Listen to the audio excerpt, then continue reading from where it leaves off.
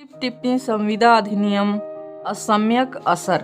असम्यक असर के साम्य सिद्धांत की व्याख्या करते हुए एंसन ने यह स्पष्ट लिखा है कि जब पक्षकार एक दूसरे से इस प्रकार विश्वास की स्थिति में होते हैं कि वे एक दूसरे का अपना असर डाल सकते हैं जो कि स्वयं में प्राकृतिक तथा उचित हो, परंतु उसे नाजायज प्रकार से प्रयोग किया जाए तो इसे असम्यक असर कहेंगे। आलकर्ड बनाम किन्नर 1887 36 CHD 145 के अंग्रेजी मामले में वादी एक 35 वर्षीय स्त्री थी तथा उसके धार्मिक सलाहकार ने उसका परिचय प्रतिवादी से करवाया तथा 3 वर्ष पश्चात वह प्रतिवादी की धार्मिक संस्था में दाखिल हो गई तथा उसने गरीबी, सतीत्व तथा आज्ञाकारिता की शपथ ग्रहण की। गरीबी की शपथ परिणाम स्वरूप उसने 7,000 पाउंड की अपनी संपत्ति संस्था को दे दी। कुछ समय पश्चात उसने उक्त धार्मिक संस्था छोड़ दी। उस समय तक उसकी संपत्ति में केवल 1,671 पाउंड शेष रह गए थे। सन 1885 में उसने 1,671 पाउंड प्राप्त करने के लिए वाद किया।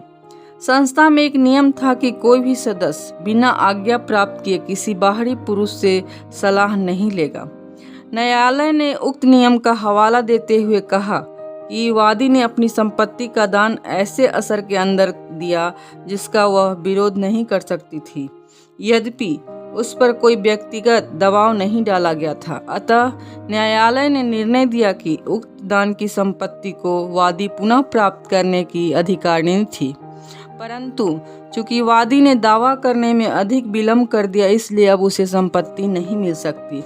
लारली प्रसाद बनाम Karnal distillery corporation limited Karnal AIR 1963 SC 1279 के मामले में उच्चतम न्यायालय ने यह अभी निर्धारित किया कि असम्यक असर के संबंध में भारतीय संविदा अधिनियम में अंग्रेजी कॉमन विधि को अपनाया गया है। संविदा अधिनियम की धारा 16 के अनुसार जहां की पक्षकारों के बीच विद्यमान संबंध ऐसे हैं कि पक्षकारों में से एक दूसरे की इच्छा को अधिशासित करने की स्थिति में है और स्थिति का उपयोग उस दूसरे से अपेक्षाकृत अनुचित प्रलाभ अभिप्राप्त करने के लिए करता है, वहां संविदा के बारे में कहा जा सकता है कि केवल वह असम्यक असर द्वारा उत्प्रेरित की गई है।